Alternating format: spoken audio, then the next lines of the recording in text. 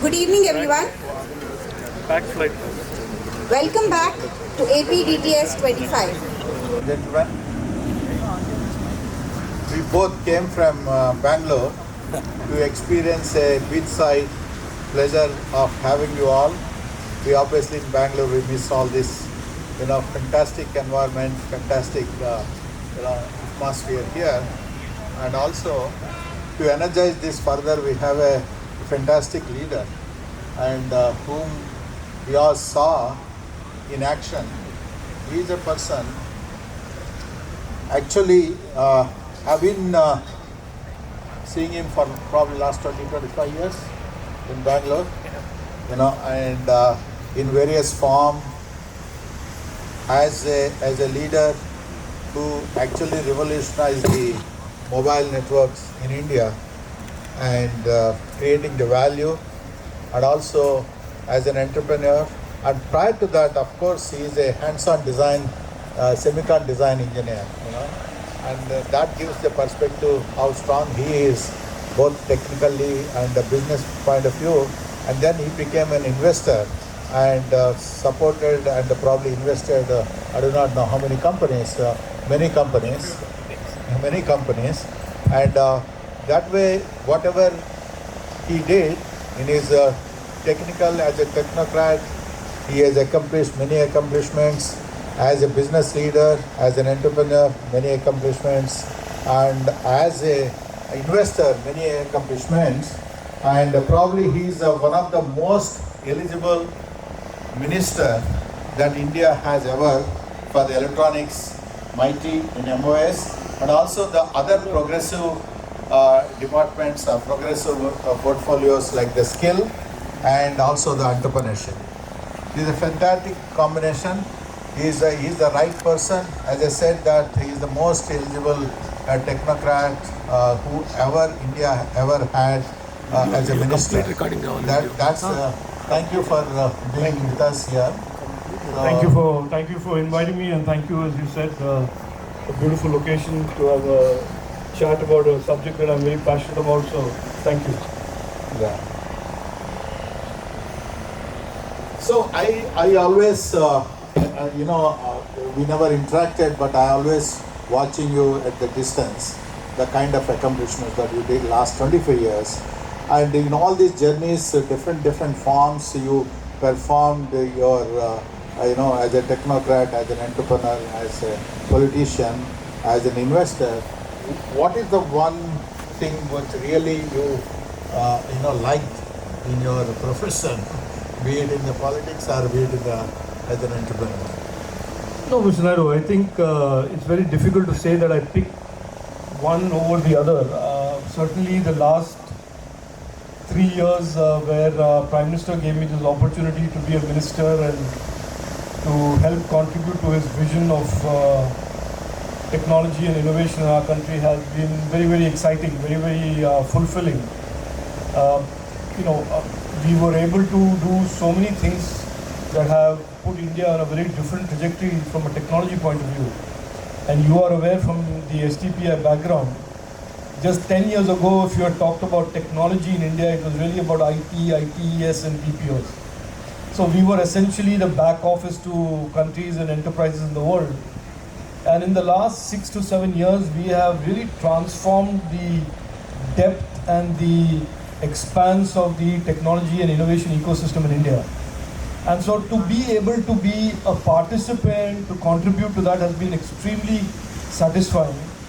And I can tell you, I've been in tech for now almost 3 decades or more than 3 decades, and that's how old I am. I have never been more excited about technology in general and technology and innovation in India in particular. I have seen many waves, ups and downs. I've seen the telecom, I've seen the Y2K and the ITES boom. But what is happening in India today with semiconductors, with DeepTech, with AI, with electronics is something unprecedented. And so if you ask me in my resume, which part of the resume is the most satisfying, I certainly think the last 3 years have been extremely satisfying. Yeah, interesting. See, you also a person. Yeah, sorry. You are also a person who actually created this new jargon of the digital India and digital economy.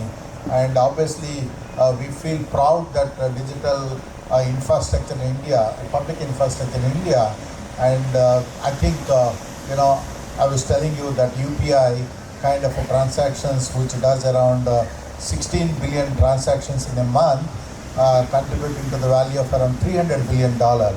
And that kind of digital public infrastructure no other country in the world has, and these volumes are not there at all. And you also created this vision of 1 trillion digital economy and a 3 trillion digital economy.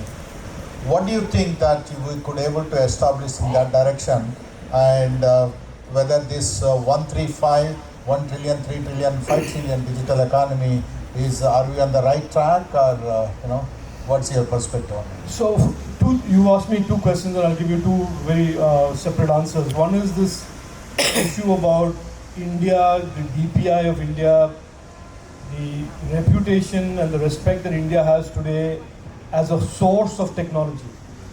If you look at the history of tech in India, for many, many years while we were the back office, we were consumers of technology. We would buy our machines, we would buy our platforms, we would buy our software, and effectively we would engineer products on top of that, but we were doing solutions. Over the last 6-7 years, what has changed materially is the fact that we are now not just consumers, we are also producers. And I can tell you, one of the things that I've enjoyed the most is evangelizing India's DPI to the countries of the world.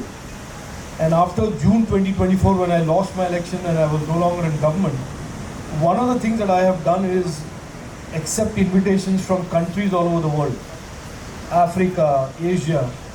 And I must tell you something that some of you may know, some of you may not know, but the awe that India's DPI and digitalization over the last 5 years, 6 years, the impact of that, the transformation in governance that India has demonstrated, the direct responsive government to citizenship relationship that we've established through technology is now something that countries all around the world want to duplicate.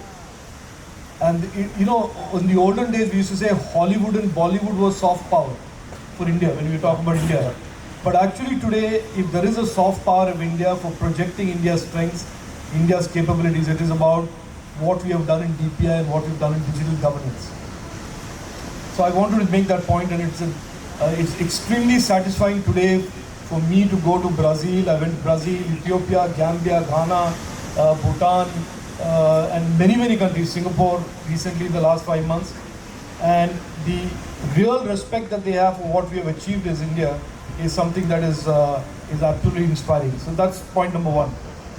In terms of the digital economy, Mr. Naidu, we need to understand this and I think everybody here is from the tech sector. In 2014, the digital economy was 4.5% of the total GDP. We are today 13-14% of the total GDP. And we will be by 27, we will be about 1/5. So that means 20% of the total GDP will be innovation, technology and digital. Fine, so that's number one. But the very important attribute about this or characteristics about this is that the digital economy is growing at 2.8 times the normal GDP. That means the non-digital GDP is growing at X, and the digital and the innovation economy is growing at 2.8x. And that is why the average today is becoming 7.5 and 8% growth. So when our Prime Minister talks about taking our country and making our economy grow 10%, a lot of that 10% heavy lifting will be done by the technology and the innovation part of the economy. That is why when people say, no, we have already done so much in technology, I will tell you with great responsibility that what India has done and what we have seen in India so far is only the tip of the iceberg. What is going to come in the next 4 to 5 years in terms of what kind of innovation and what kind of growth and investments that innovation economy is going to create I predict very, very big things and very, very exciting things. Fantastic. That's an advantage of a technocrat transformed to an entrepreneur who transformed into an investor and who could lay the vision for the country, and also you could able to articulate what kind of percentage the digital economy is contributing to the GDP, and we look forward for much major milestones in that direction. You also played a major role in laying the foundation for the Semiconductor Mission, and we are all very happy. A lot of things have happened. 10,000 crores incentives to companies like the Micron, companies like the Tata, and the many other companies are looking at India. What do you think by 2030? What kind of a concrete, apart from these things, what kind of concrete accomplishments we might have due to the semiconductor mission? So there are two specific technologies today that are shaping the future of the world. I'll make that big statement. They are shaping certainly the future of technology. One is semiconductors and where it is going. The second is AI and where it is going. And in 2021, when I was given an opportunity to become a minister by our Prime Minister, we had spent 74 years as a nation with almost no presence in semiconductors. And there was a series of missed opportunities, including Intel coming in 2012, the government then saying, no, we can't afford it, and so on and so forth. When I read the history, then I realized even in 1956, Fairchild Semiconductors, the precursor to Intel, wanted to set up a semiconductor packaging unit in India. And those days, the socialist mindset said, no, this is not for India. And they went off to Malaysia, and then Malaysia became this big hub for semiconductor packaging. So our Prime Minister in 21, despite so many people in the government and so many people outside saying India can never do anything in semiconductor, it is too complex, it is too much in frontier of science and engineering and chemistry and all of that, and this is not something that India can ever do. Our Prime Minister gave the opportunity to me saying, let's create a policy. And I remember the first meeting of his, he was the one person in the room who actually had confidence that this is something India could do.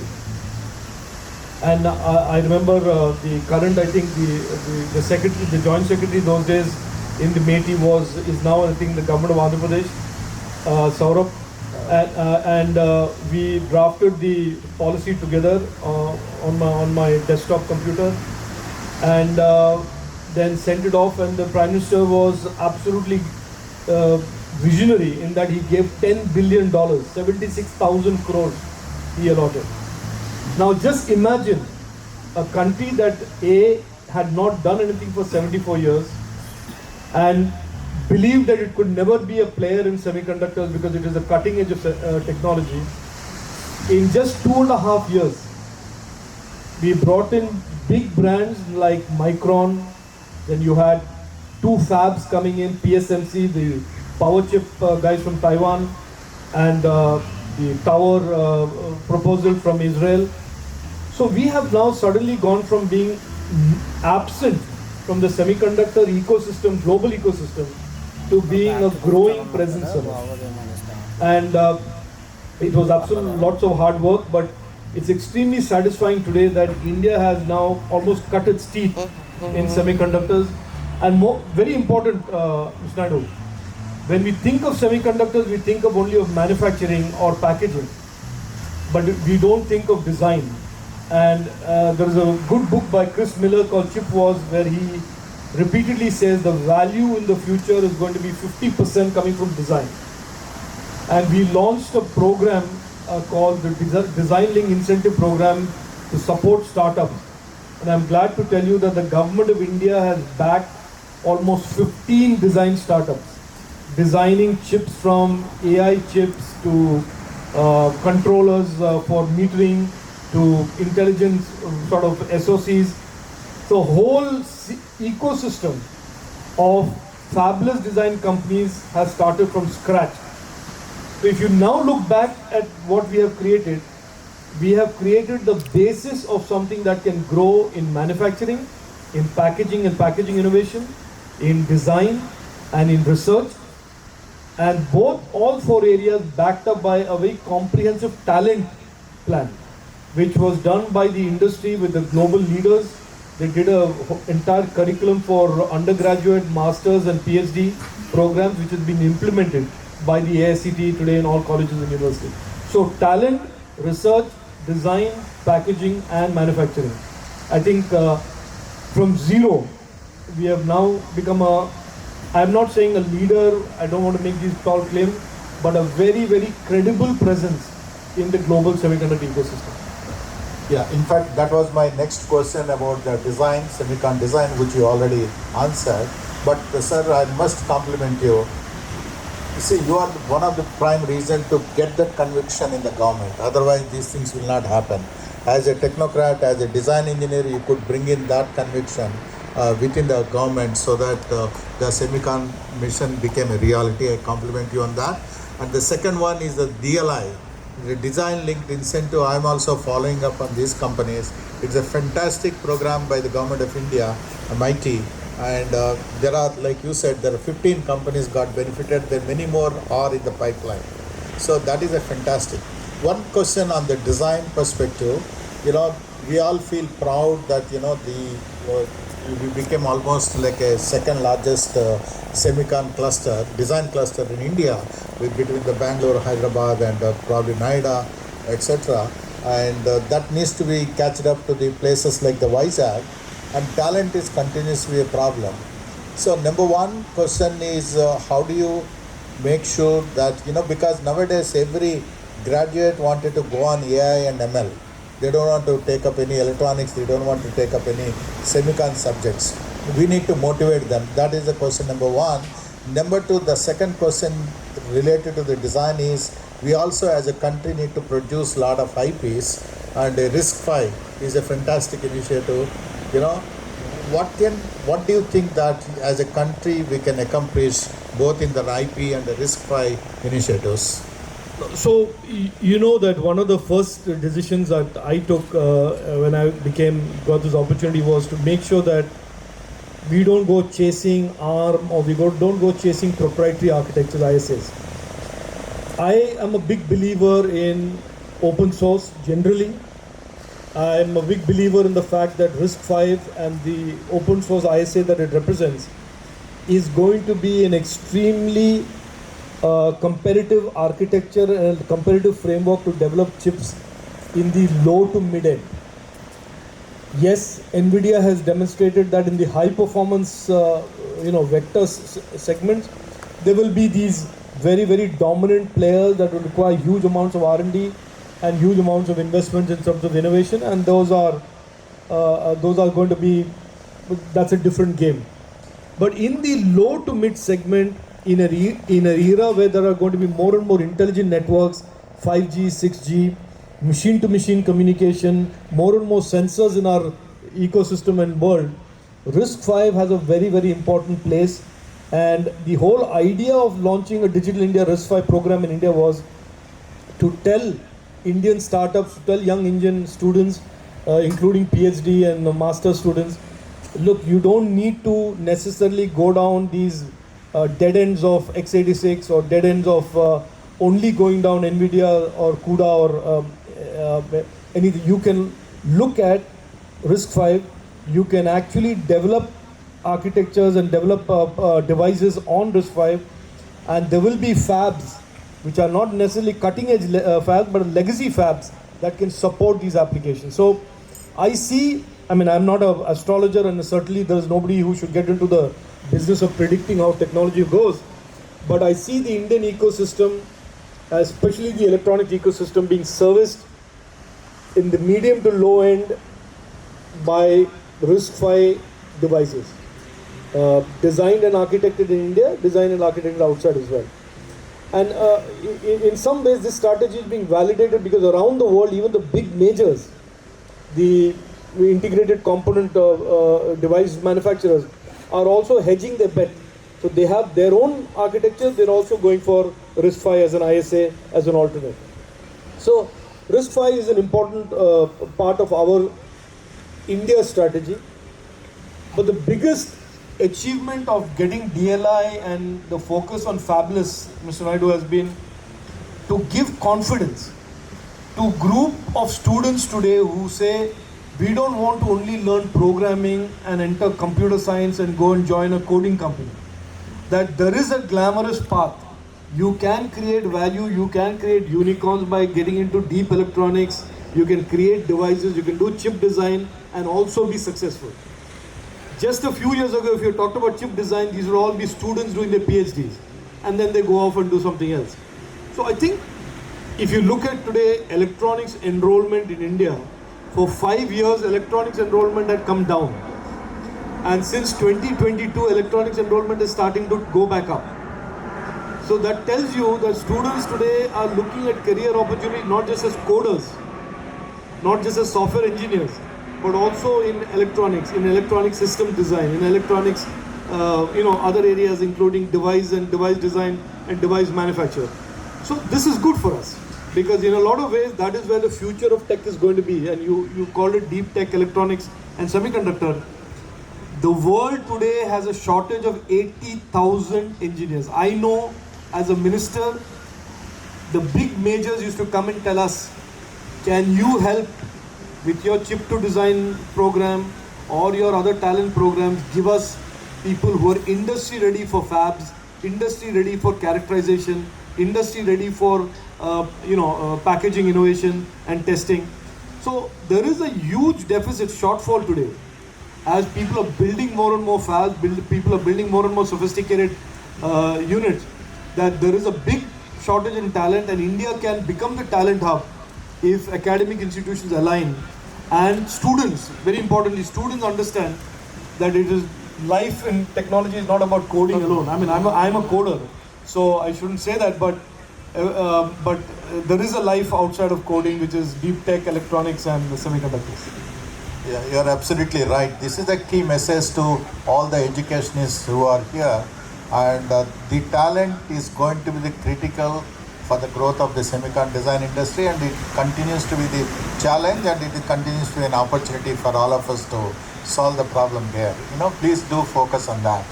So my next question, Rajivji, is on the electronics manufacturing. We as a country, and before that, on the design companies, like there are a lot of semiconductor design companies got listed, a lot of electronics companies got listed, and the listings are fabulous. They are trading at 100 and 150 times EBITDA. That shows even the stock market is liking the semicon industry, and that continue to grow. That in fact attracting a lot of investors to look into India. So coming to the electronics manufacturing, we always believe that EMS industry, it's a scale level it is happening. We are likely to produce probably billion mobile phones in India, and also we started exporting. But in spite of all that, there are two major challenges which we need to focus and continuously look at it. How do you increase the value chain? Value addition is still not much in the EMS industry.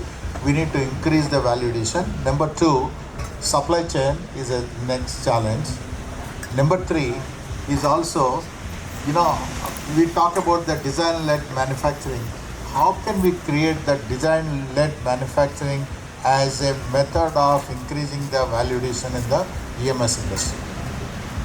So, electronics manufacturing, as you know, is almost one of the preeminent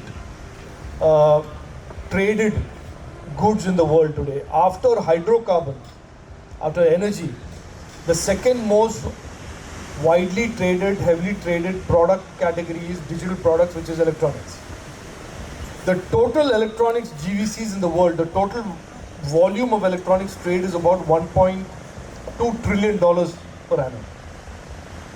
Pre-COVID, about 70% of the electronic GVCs was concentrated in China. 70%. So that is one data point I want to share with you. But understand one thing, that even when China was exporting $700 billion of electronics, they were importing almost $500 billion.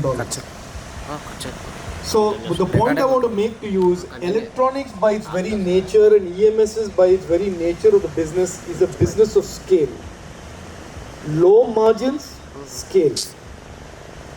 In electronics, the value addition that you add can be design, it can be manufacture, assembly, testing, and then it can be the pieces that you put on the PCB. No country in the world today has very high value addition on any electronics products. The semiconductors come from Taiwan, designed in America. The other discrete components come from multiple suppliers, Infineon, Microtech, all over the world. So there is no country that has a lock on, let us say, 30% value addition on a electronics product. I'm talking about mass market. I'm not talking about space or defense or things like that. So that is the nature of the business. But even then, this is a good question.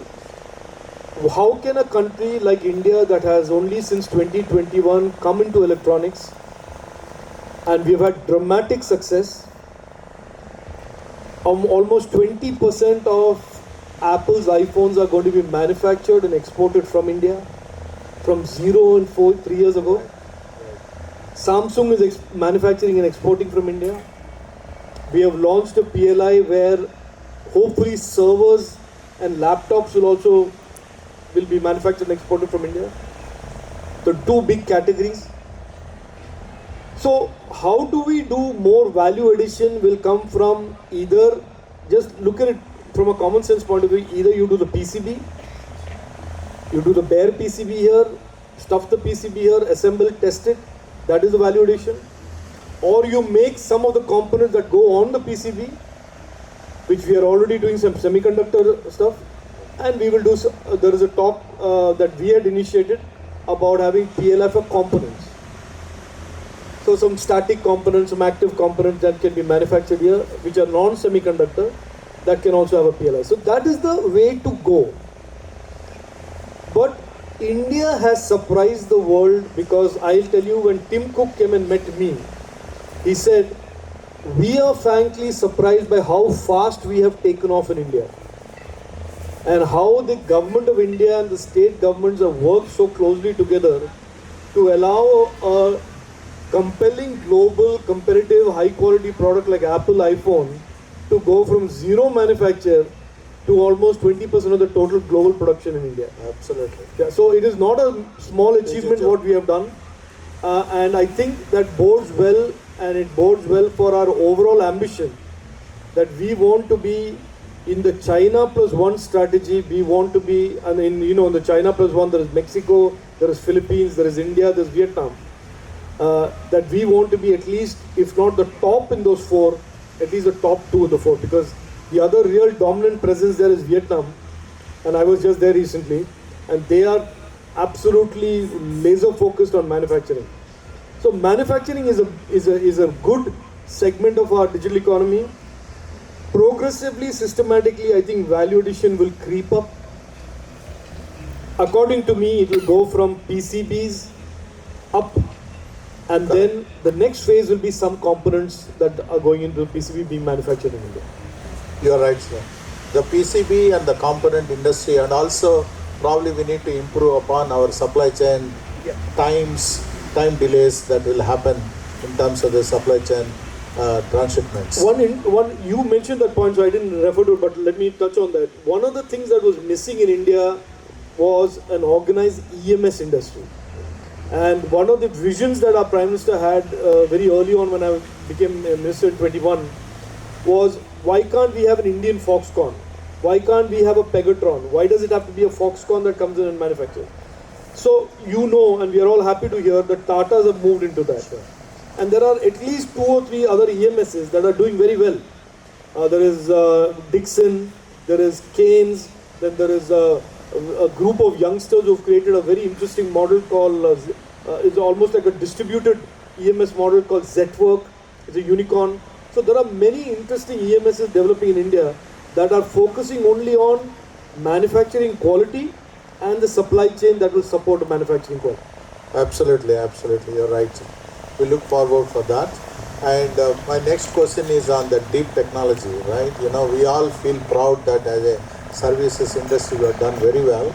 But if you look at the last few years, there are fantastic startups are coming in space technology, fantastic startups coming in the semiconductor, IPs, and fantastic startups in the cyber security and drones, and what do you think, can we catch up in terms of the deep technology companies spreading across India, not just limited to Bangalore and Hyderabad, the places like Vizag, that's what I think Sridhar and all are trying to do. And how large is that opportunity going to be by 2030?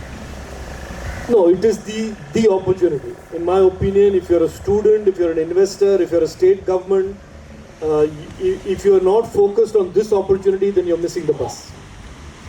And this is where the future is. This is where artificial intelligence is going to come into play. This is where electronics, semiconductors, all of this will converge, and to create these new solutions, new platforms, new systems for applications in automotive, in industrial, space, defense, all of these areas. This question about what will bring the investment into a city or into a country has been asked of me. And I will tell you the simple answer, Mr. Naidu.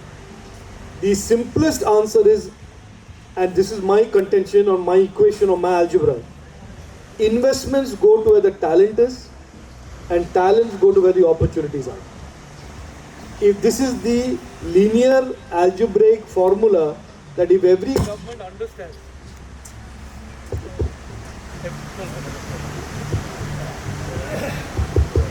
okay.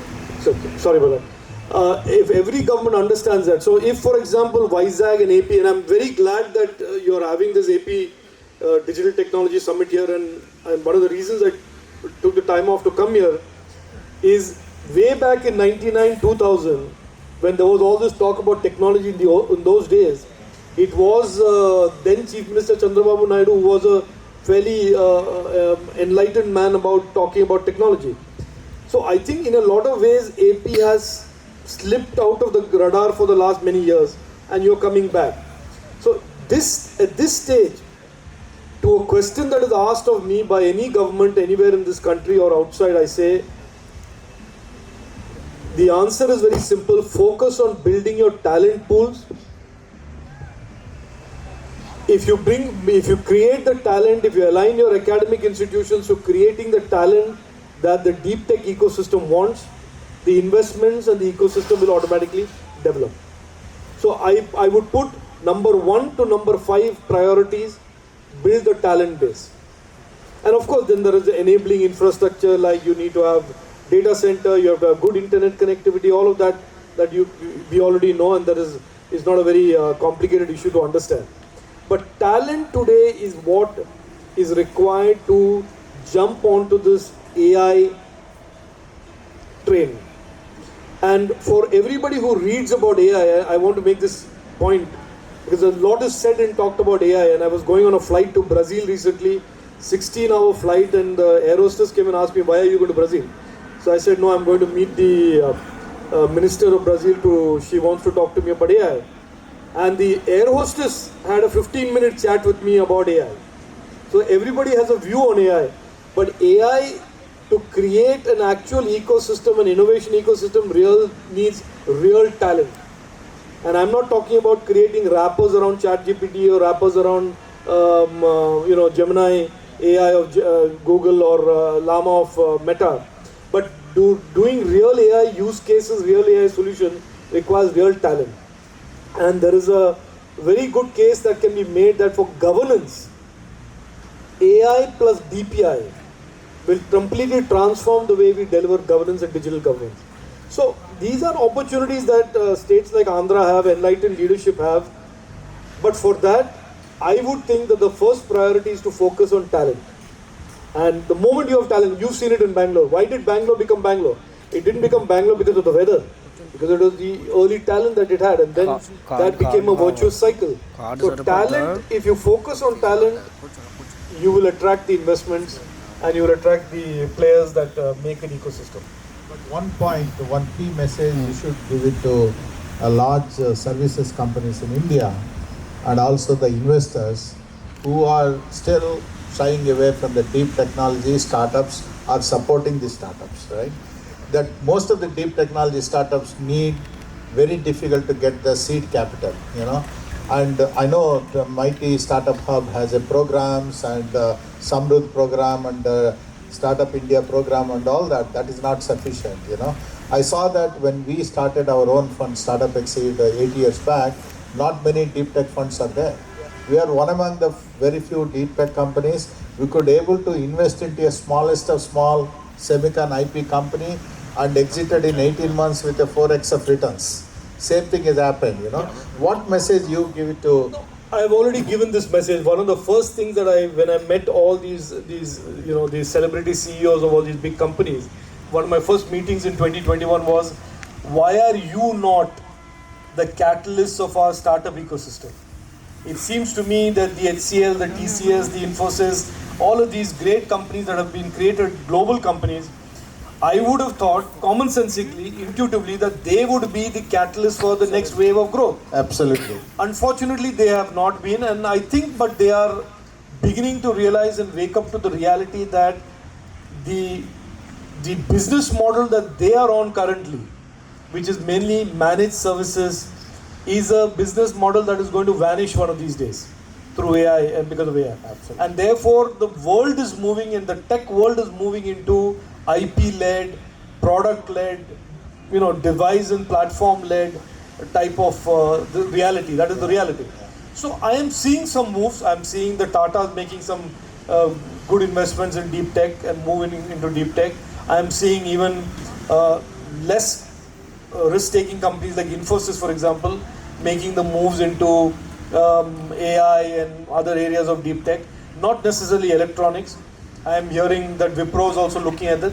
So I think it's inevitable, Mr. Naidu, that when the train is moving so fast next to you and you're on the slow passenger train, You need to catch up. You will realize that you either get your passenger train to transform into the express, or the train will just get left behind. Yeah. So that reality, I think there are smart people in all these big companies who understand it, and they will change, they'll transform. Yeah.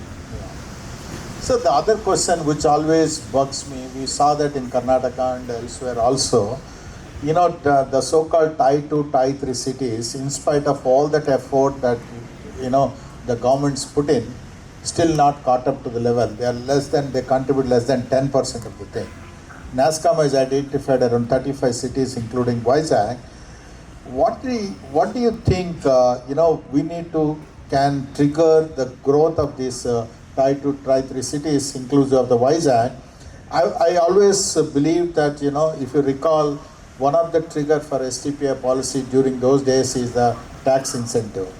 Can the government think about giving a tax incentive for the companies in Tie 2, Tie 3?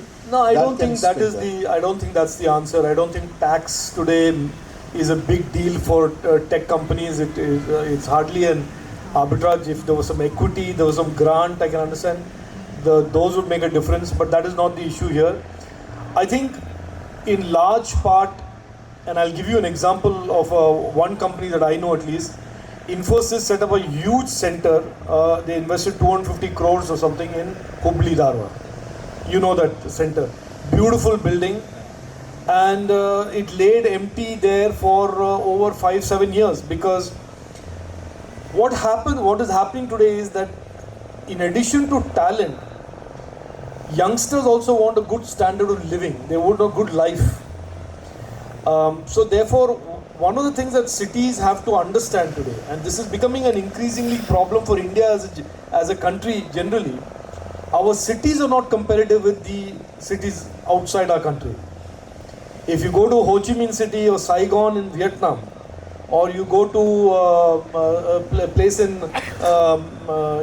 Korea, for example, the standard of living and the safety, and why have so many startups moved to Dubai? They were attracted by the zero tax, but the zero tax itself was not the issue, but the standard of living, that they could enjoy this Western style of living, they could bring in talent from all over the world. So there are some things that I think governments, both state governments, municipal governments, and of course the Indian government has to think about how do we make our cities livable, more enjoyable for these youngsters. And that I think is the crux of the issue. It's not so much taxes, It's no longer internet connectivity. All that is there now. I think the issue is really how can we make a young 28-year-old, hardcore Python coder or a person who's doing building an AI model sit and work from Hubli Dharwad with no nightlife or no other benefits, and resist his temptation or her temptation, go to Bangalore or Hyderabad. So, and the same thing applies to Vizag. Why would somebody young want to, I mean, this is a beautiful city, I know, but why would he or she not want to go to Hyderabad? So these are the questions that we have to answer. And by the way, many countries around the world are beginning to answer these questions. Portugal, Spain, Dubai, they offer golden visas. They make it easy for people to come and say you will succeed just because you are in the ecosystem. This will require specific skills, specific talent. It will require capabilities to be built to quickly move into opportunities and areas that will open up. And technology is going to disrupt. I think, for example, there's a book that I was reading about software and how the entire software model that we knew for so many years is totally different now. It has been totally disrupted by what we are seeing with AI and what we are seeing with NVIDIA do. We have all used to operating systems. There is a huge school of thought that says that the next operating system will be a large language model. And instead of bits and bytes, there will be tokens. So the point is that while there will be many exciting opportunities and the tech ecosystem and the tech opportunity will grow, within that, there will be very, very rapid, sharp disruptions. And so talent will have to keep learning, relearning, uplearning, upskilling all the time. Just because 10 years ago you had an engineering degree and you know how to code C and you know Unix or you know some electronics, doesn't mean that for 2026 and 2027 you're still relevant. Or you're a company that you have 60 engineers, you do great work on RISC-V, but in 2027 maybe the requirements will be totally different. So I think that is the nimble ones will succeed a lot. And I recommend to everybody to read this book called The NVIDIA Way. I don't know if anybody's read the book. It's by an author called Tai Kim about Jensen Huang. And how he took his company 3 times into bankruptcy, near bankruptcy.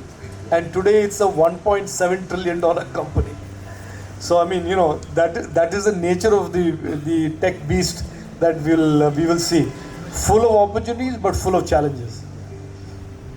This will be my last question, and before I leave it to the audience to ask any kind of questions that you might have, be prepared for that. The last question is, you are one among the very few leaders I saw. Your journey has been very, very aspirational, and probably you are a role model for many young guys who are aspiring into starting careers with a chip design engineer and going to the paths what you have done. And finally, as a policy maker, as a minister in the government, if given a chance that you become the leader of a country, what are the 5 transformational things you will do? No, I don't think we need to become leaders of a nation to aspire. But think what are those 5 look, I think transformational I can tell you as a citizen, as somebody who's fully invested in our country and who believes in our people, one of the biggest milestones that we can all jointly aspire to is to become a developed country. We have been for 75 years, we have been called everything, developing, emerging, poor, poverty-ridden. But today's, with 60% of our population being young, full of energy, aspiring to a better future, in my opinion, that 1 to 5, all of them will be one common goal, that we must create a developed India, a Viksit Bharat. So that at least our lifetimes we didn't see developed India, but our kids and their kids can really say this India is worthy of its heritage, its past. We lost our way for 60-65 years with socialism, but now on the power with the energy of our youth and their innovation and their creativity and their competitiveness globally, we can make India the 3rd largest economy in the world and a developed nation. If we can do that, and I am very confident we can do that, maybe not in our lifetime, but certainly you may be younger than me, I don't know, but certainly, but the next generation can be citizens of a very proud, developed India is my dream and my hope. Yeah, definitely. I think that is one key message.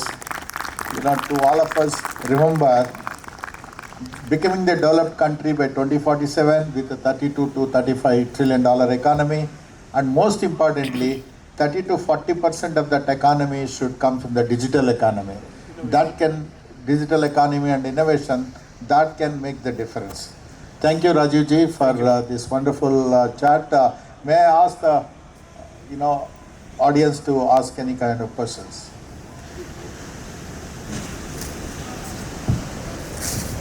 Car driver was having a great appreciation about you, not just as a technocrat, as a popular leader also you are the great. I think the message is very clear.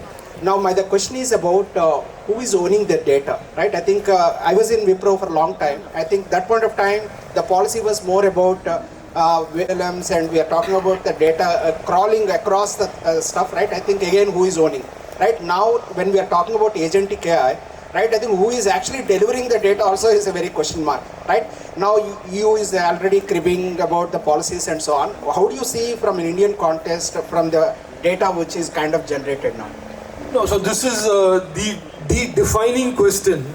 All of us, that those models are being built on your data, my data, and everybody else's data. And they're essentially scraping and crawling the internet and basically training their models. And in the process, the person whose data it may be anonymized data, it may be personal identified data, gets no compensation, or it certainly does not give his or her consent for that data to be used to create these multi-billion, trillion-dollar models that are going to be world domination type of model. So for that, we saw this, our Prime Minister saw this coming and mandated us to do what is called the Digital Personal Data Protection Bill. That is a bill that I've done a lot of work on. I did a lot of work even before I was a minister. And we got the parliament to pass that, and the rules have been just enacted recently. That addresses one part, which is that anything that is personal data that can be identified and tied to you is owned by you. And there is no ambiguity about that. Unless you consent to that data being used for a consented purpose, nobody can misuse that data. This is the law of the land today, and this is what it is today. However, we are dealing with very smart people, as you know, they're all trillionaires and billionaires. There is a way of getting around this by anonymizing your name. I still have a 45-year-old Indian from Vizag. He did A, B, C, D, E, F, G. And technically it's not personal data. So there is a lacuna in the law in terms of what happens to non-personal data that is derived from somebody. Who owns that? So before I left government, I created a draft bill called the Digital India Act, which deals with that, which deals with this scenario that is not addressed by the Digital Personal Data Protection Bill. So that bill is, I understand that the government is under active consideration and they're talking about it, will address this. In the absence of this, there is an epic case now in New York, between New York Times and OpenAI, about, or Wipro or Gemini or whoever, to use that for commercial purposes without my consent. So sorry to make this a very complicated answer, but it is the complex issue of the time that we live in. And it will have to be addressed. India is taking the lead in it. Our data protection bill today is far better than what the Europeans have built. The Europeans themselves have accepted it. So it has set the standard today. What GDPR used to be the standard for data protection law, the Indian DPDP Act is today the standard, and the world is recognizing. So there is still a lot of work to be done to deal with these AI big guys. Thank you so much. I think it would not lower the performance of AI with that bills and so on. They will use. Oh, but if you make me take consent, it will reduce performance. But a right is a right. We are a country where a constitution rules, fundamental rights have been given to citizens. Now, if the answer of that fundamental right being enforced is, oh, my car will move a little slower, my model will spew out low, so be it. You go get more GPUs. Maybe you can, instead of 10,000 GPUs, use 12,000 GPUs, and maybe the performance, but not by compromising a citizen's right.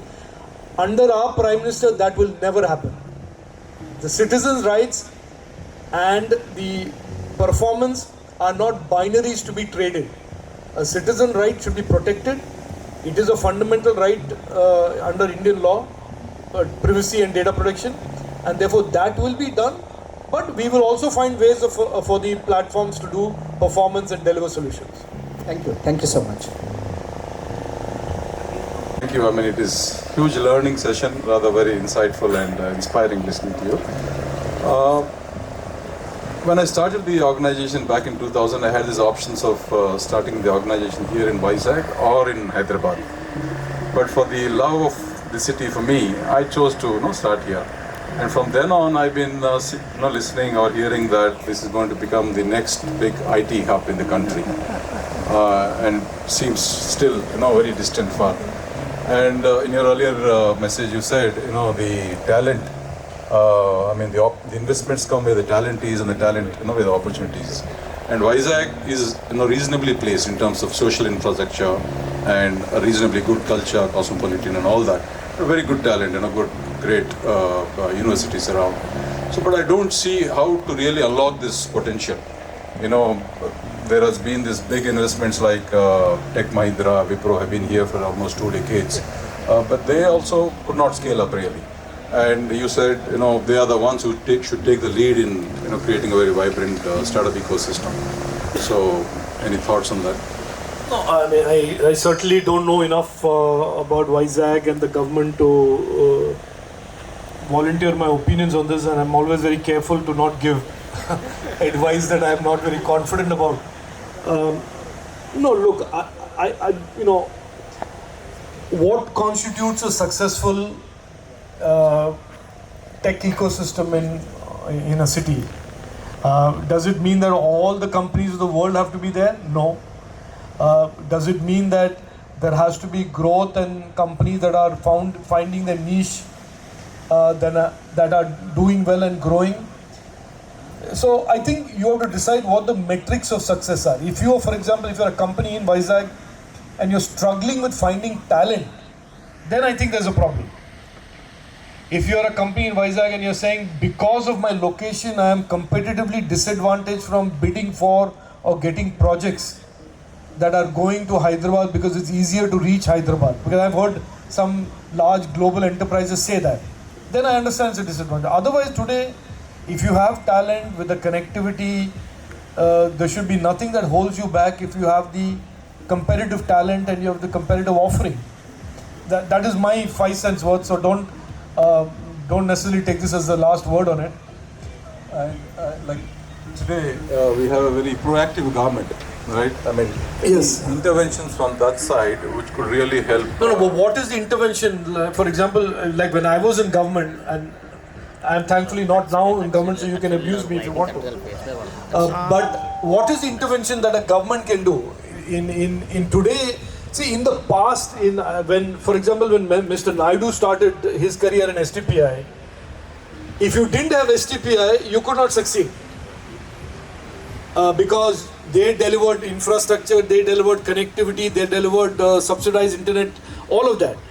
They allowed you to export seamlessly without all the bureaucracy. Today, if a 23-year-old or a 24-year-old is setting up a company, and I'll give you a story, but that is Bangalore, of course.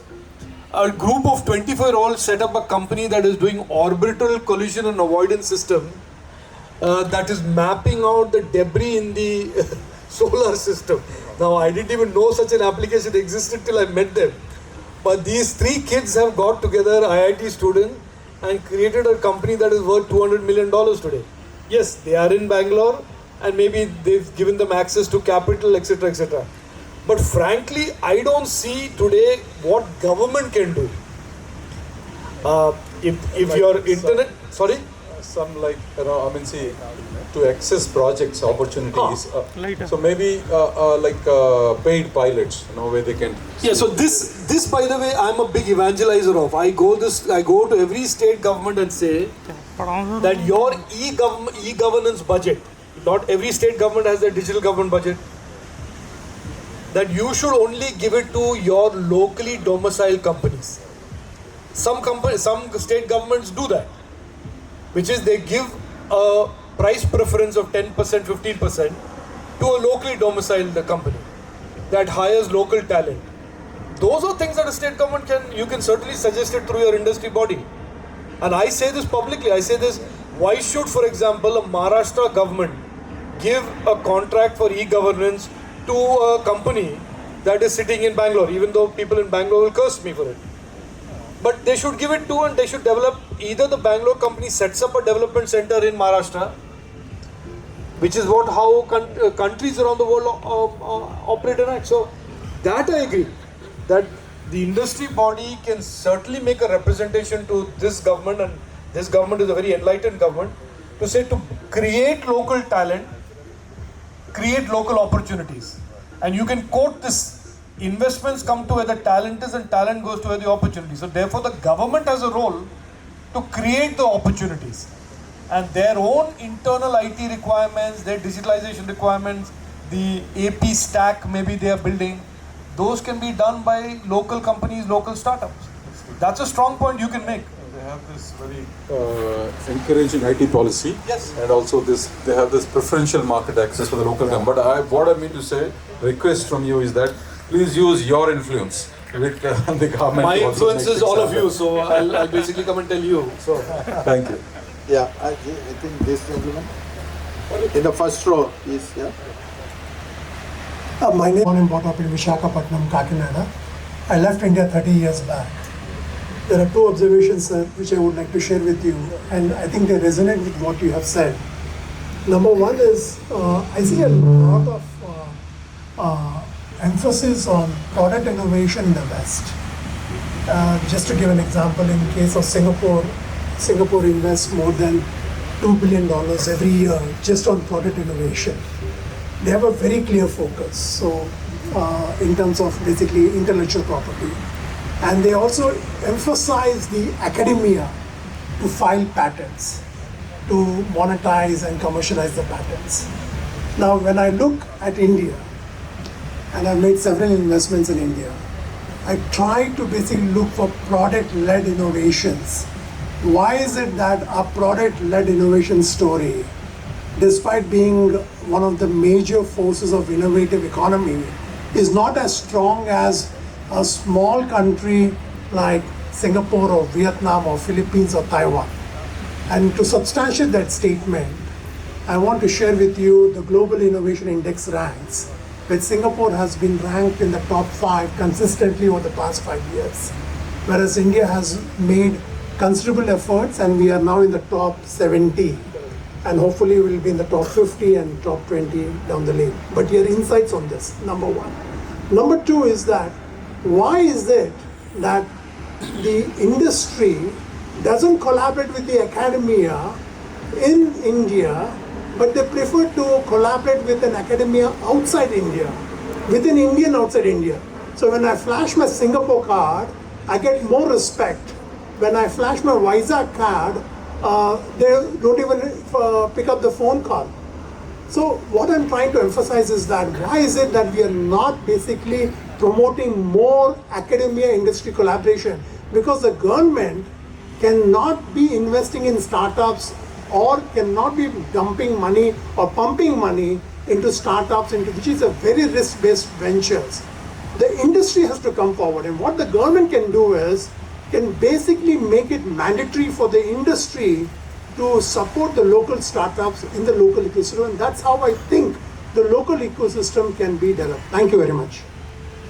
yeah, so there's not many things that I want to disagree with you. I think you've laid out essentially the landscape as you see it today. But I would argue that what you are not seeing is the velocity of change that is underway. You're absolutely right. For the last 20 years, and I set this up front, we and many of these large companies built these very comfortable positions in IT and ITES, which is really managed services. And the first wave of that was very cost arbitrage driven, not really skill or talent driven. And some of those large companies continue to pursue that model to their peril, according to me, because in one of these days a code generator is going to just pop up that is going to make all of those engineers that are sitting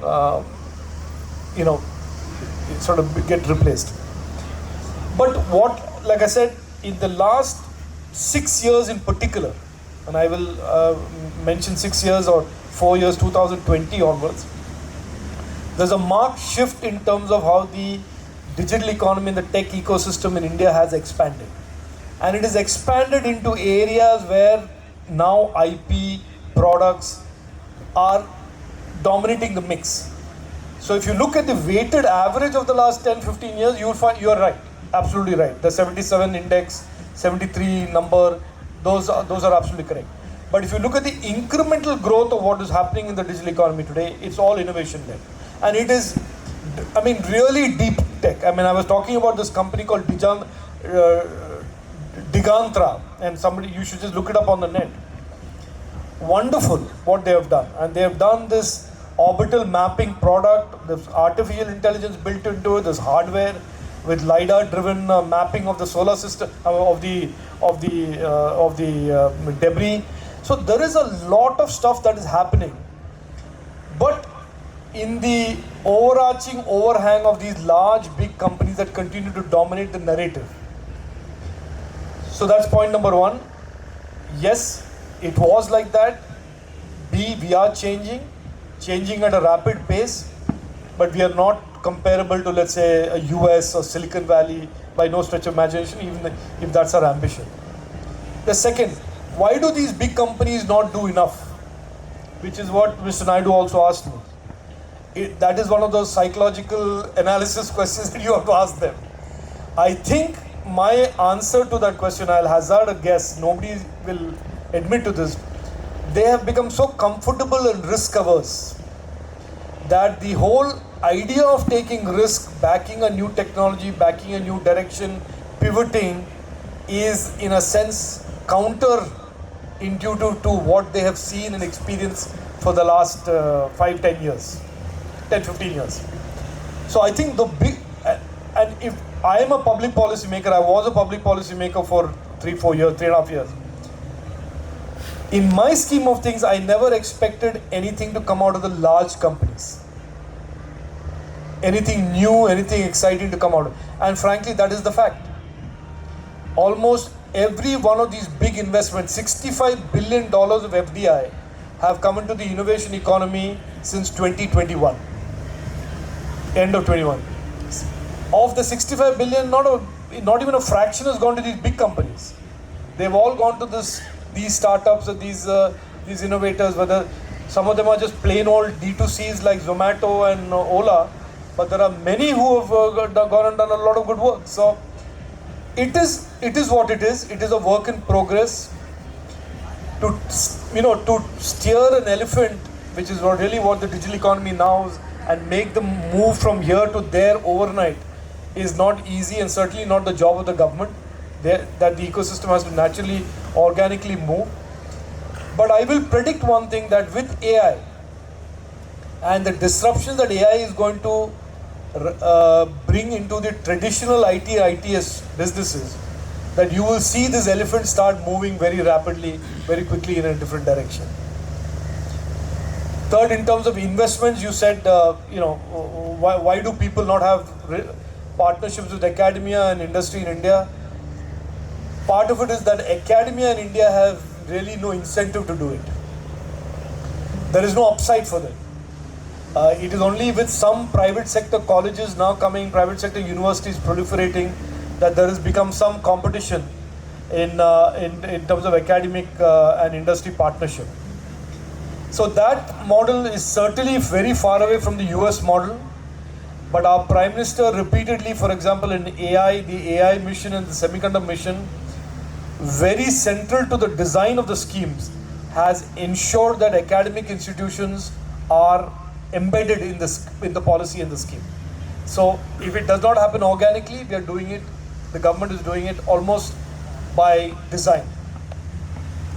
Thank you. I think the last three questions. Can you be little brief? Hello. So, Namaste sir, I'm Parul. Country, if we could make the process easy and make anybody who could apply for it as a process, that would be of great value that we can Parul, I just want to, sorry to interrupt, but it is very easy now. To register a patent is very easy today. If you're an academic, a student, and if there's any specific input you want to give me, I'm more than happy to pass it along. Because the minister who's in charge of all this, the whole patent, is Piyush Goyal. He is an absolutely on-the-ball minister. And if there's any suggestion that you have, you let me know, and he'll be more than happy. But he has made it as easy as it can be, and very fast. That's good. Yeah. And the second thing I wanted to ask about is how do we have more women in the tech industry, and what can we do and what the government is already doing? Well, so I want to give you one statistic. I don't know if you are aware of this, but 48% of the total workforce in India's tech ecosystem is women, are women. 48%. Okay? And if you follow this, I followed because I was a minister. Women's participation in the workforce of hearing today, where the iPhones are being made and Samsung phones are being made, almost 80% of the workforce that is manufacturing iPhones and exporting it out of India are women today. 80%. Agreed. Now, I know where your follow-up question is. Why are there no women not enough? There are many schemes available. There are many funding schemes available. But at the end of the day, academic institutions have to push students to have ambitions. Women have to have the ambition to do it, but the system is not in any way stopping them from succeeding. I'm 100%. I want to assure you today that the government of India, and I'm pretty sure this government of Andhra Pradesh as well, there are no built-in designed roadblocks to preventing a lady entrepreneur from succeeding. There's none.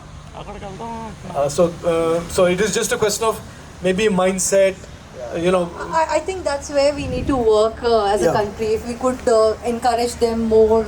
I know the government is doing it, but if you have specific ideas, tell us. I'm more than happy to tell the Women and Child Development Minister. She's a young, very, very good minister. If there are any program ideas to be run in the education in universities and colleges, sure, please let me know. I'm more than happy to. I'll be happy to suggest But those. in the leadership role, that percentage is a little less than 15%. But I'll tell you, recently I went to a college which is my alma mater, Manipal, MIT, Manipal, and I had a longish session about all the startups that they were doing, and there were I didn't do a head count, but there were a large number of women-led DeepTech startups. Absolutely. Drones, they were doing AI startups. So I didn't see anything that was there that prevented them from doing so. Hello sir, my name is Shri Rajeev. So my question is more of every day we actually design PCB and then we get the PCB manufactured and then we have all the controllers, all the passive components coming from everywhere around the world. But we don't really see a microcontroller that India has, or or the passive capacitors or the resistors that India makes and etc. So majority of my product is, I own the design, but majority of the manufacturing happens from importing, most of it. From the government side, government always wanted to really, encourage the local manufacturing and etc. So I see a lot of taxation happening on the imports right now. I understand that we are on the transitionary phase of bringing a lot of manufacturing to India, but at the same time that is making the products, the end products that companies like us make more expensive to really go out and compete. right? Because the end products are not really taxed, but the raw material is taxed. If you see a controller, it is taxed. I got this point, so I'll answer the question. Yeah. Because I've been asked this before. I'll tell you what is happening in India today in manufacturing. For a long time, we had tariffs which were designed to encourage import substitution. Okay, so the idea was that you create these barriers and that there's a pass-through price because the customer is an Indian customer. Since 2023 budget, Nirmala Sitharaman ji is pivoting electronics manufacturing tariff structures to export-led manufacturing. So there is a lot of reforms going on that is underway and going on in terms of rebalancing these tariff asymmetries that make it very difficult for us to compete on exports because of all the loading on the imports. So this touches discrete components, this touches bare PCBs, populated PCBs, all of that. So this is a change that is underway. You will see, I suspect you will see in this coming budget more reforms where the tariff inversion that is there today will get corrected. Because even today, we have done the study in our ministry, we did it and we presented it to Nirmala ji in 2023, that Vietnam and China tariffs versus us, even for an exported product, we are still higher, our import tariffs. So that correction is underway, that transition, you use the correct word transition. The transition or the pivot is import substitution manufacturing to export-led manufacturing. That is the change that is underway and the tariff reforms are happening as a consequence of that. Thank you, sir. 30 years plus 10, you can say. Now what I do see is the DLI, the design link incentive, or whatever it has been there in the semicon, it is not getting to a product design or a system design basically. So yes, recently there have been some wireless modules for these energy meters and some seeing the cellular modules basically, but as such the system design is not coming under DLI. I believe, which is also lagging us being a product based company, which is a very big history that like India remains or loves to be a service based company than a product based country basically. So the DLI was never meant to reach systems. It was all, at best it would be an SOC. It would fund a company that was doing a system on a chip, but not going beyond a chip. It was not dealing with anything that was on a PCB. For that, just before I demitted office, we launched a program called Future Labs, which did not have any financing behind it, which I'm hoping that the government would bring, which would encourage design houses to design future electronic systems in automotive, industrial, telecom, compute. There were 5 categories. So it's called the Future Labs program under CDAC. You can look it up. And this was encouraging partnerships between academia, startups, larger companies, tier 1 suppliers, or the OEMs themselves, working with startups, with government and CDAC giving some funding. But that program has not, it was launched, but the financing for that was not really approved yet. So that is the direction that if it is approved by the government, it will address this issue of chip design, manufacture, both have been backstopped by enough subsidies. Then in between will be the system design. Sir, meanwhile, can it be a SIP part, because the chip which is having a very huge investment coming out, taping it out, because I have been supporting a couple of these startups which has been funded by DLI for their chip bring up by the board design and the bring up things. But can we bring a small intermediate stuff which is a system in package SIP part, which is in between of these, and then like it really helps for the product.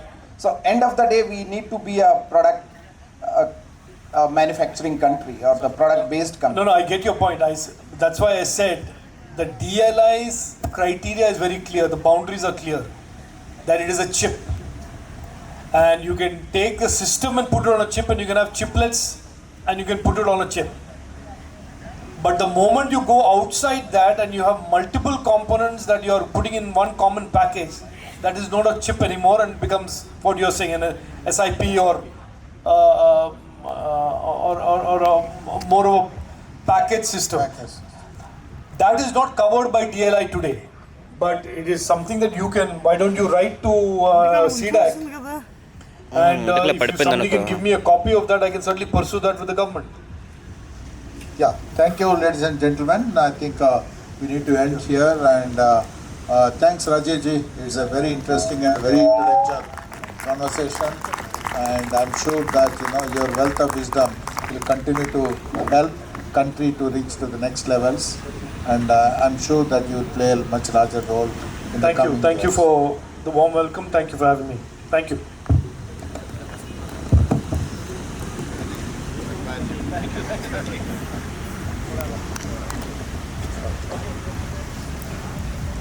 What an enriching and informative session. Tremendous opportunities in electronics manufacturing and semiconductor area, and India's journey towards becoming one of the global players in semiconductor industry. Our session sponsor, Ravi Banda, along with, and would like to present it to our esteemed speakers. Can I call upon?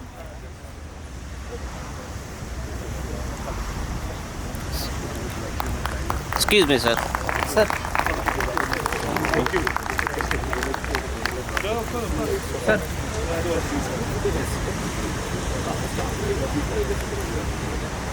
Ready, sir? Yes, sir. Thank you. Thank you. Thank you.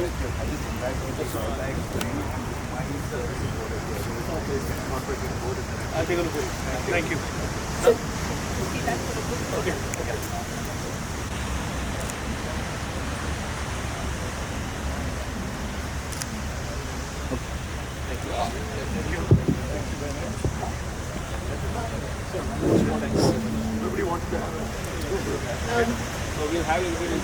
All the members present here, if you would like to join for a group photograph, please do join.